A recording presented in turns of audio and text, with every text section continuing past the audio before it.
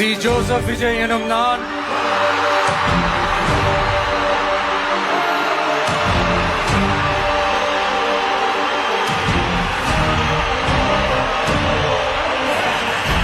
சட்டப்படி அமைக்கப்பெற்ற இந்திய அரசியல் அமைப்பின்பால் உண்மையான நம்பிக்கையும் மாறா பற்றும் கொண்டிருப்பேன் என்றும்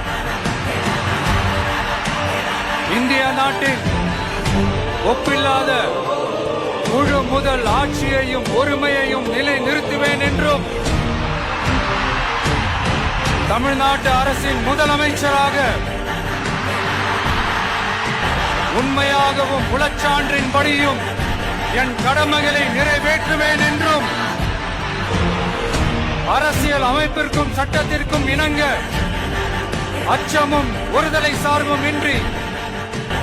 விருப்பு வெறுப்பை விலக்கி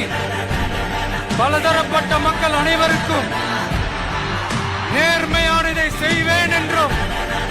ஆண்டவன் மீது ஆணையிட்டு உறுதிமொழிகிறேன்.